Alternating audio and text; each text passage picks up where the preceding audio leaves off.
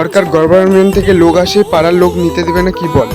যদি নিয়ে যেতে চাও তাহলে আমাদের মার ফেলে নিয়ে যেতে হবে, আর আগে নয়। এটাই সেই ঘণ্টেশ্বরী মায়ের থান মাতাজি মন্দির। এখানেই উঠেছে কাল ভৈরবের একটা মূর্তি মাটি থেকে।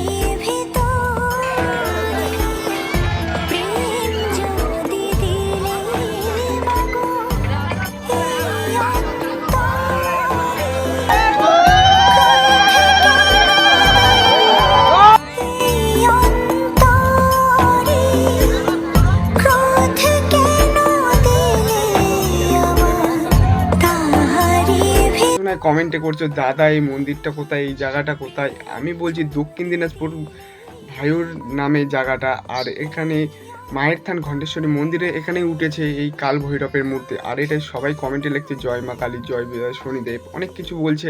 তার জন্য ভিডিওটা করা। আর প্রচুর পরিমাণে শেয়ার করো, সবাই দেখতে পারে, জানতে পারে।